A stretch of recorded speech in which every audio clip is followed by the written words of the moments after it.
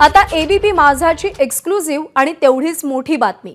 खासगी वैद्यकीय महाविद्यालयातील एससी, एसटी, ओबीसी आणि आर्थिक दुर्बल घटकातल्या विद्यार्थ्यांना फीसाठी लाखो रुपये मोजावे लागू शकतात, कारण राज्य सरकारकडून डिसेंबर 2024 पर्यंत फी सवलतीचे पैसे मिळाले नाही तर फीचे संपूर्ण पैसे भरण्याबाबत विद्यार्थ्यांकडून प्रतिज्ञापत्र घेतलं जात आहे। खरं तर विद्यार्थ्यांकडून अशा प्रकारे प्रतिज्ञापत्र लिहून घेणं हे शुल्क नियामक प्राधिकरणाच्या आदेशाचं उल्लंघनच म्हणायला हवं।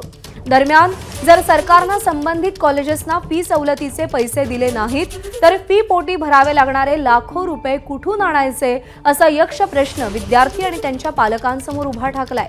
तसंच संबंधित कॉलेज प्रशासनाचा सरकारवर भरोसा नाही का असा प्रश्न देखील उपस्थित होतोय। वेदांत नेब आपले प्रतिनिधी आपल्या सोबत आहेत। वेदांत, फी सवलतीचे पैसे महाविद्यालयांना देण्यामध्ये सरकार का कमी पडतंय आणि त्यामुळे विद्यार्थ्यांच्या अडचणी कशा वाढणार आहेत? प्रज्ञा, हे प्रकरण जेव्हा समोर आलं तेव्हा काही कॉलेजेस म्हणजे काही खासगी वैद्यकीय महाविद्यालय नोटीस त्यांनी जारी केलेले आहेत, काहींनी तर प्रतिज्ञापत्र विद्यार्थ्यांकडून भरायला सुरुवात केली आहे। कारण MBBS फर्स्ट इयरचे ॲडमिशन सुरू आहेत आणि हे ॲडमिशन सुरू असताना विद्यार्थ्यांकडून हे प्रतिज्ञापत्र लिहिले गेले।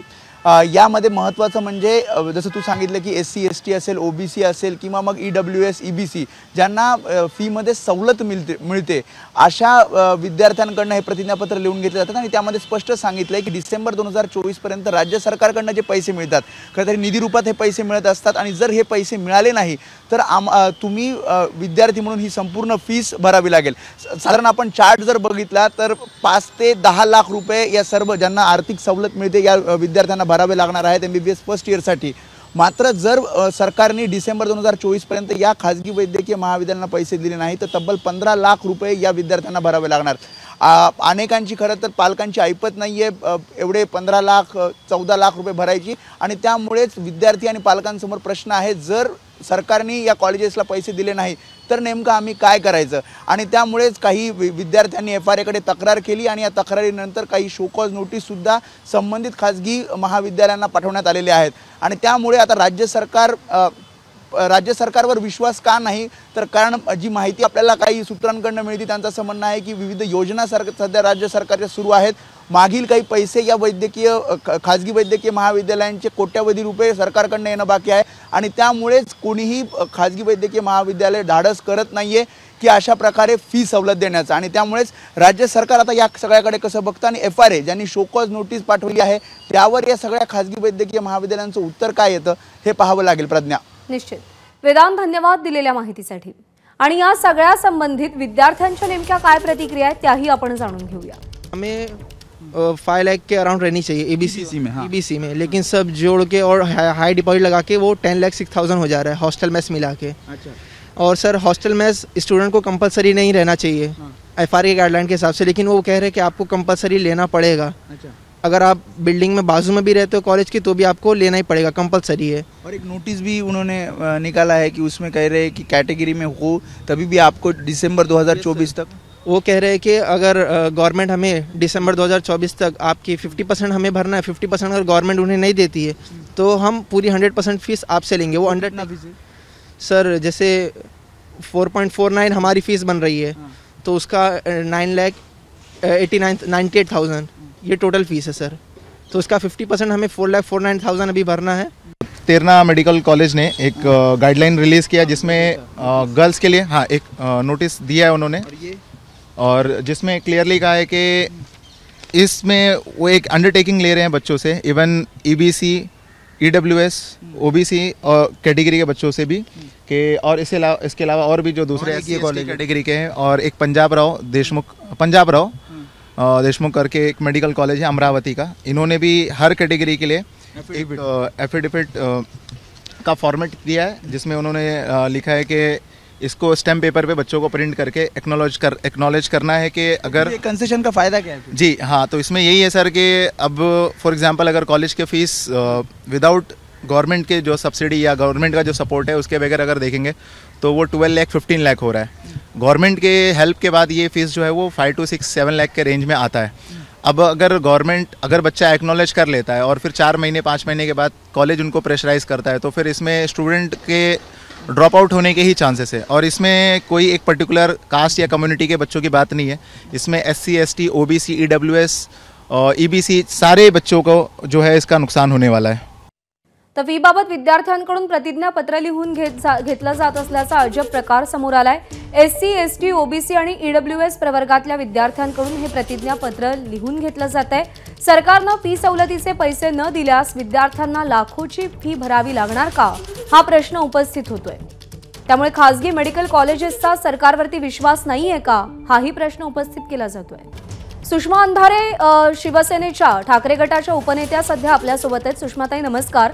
विद्यार्थ्यांकडून प्रतिज्ञापत्र लिहून घेतलं जात आहे की सरकारनं जर फी सवलतीचे पैसे दिले नाहीत तर संपूर्ण फी त्यांना भरावी लागेल आणि त्यामुळे पालकांसमोर विद्यार्थ्यांसमोर मोठा प्रश्न उपस्थित होतोय।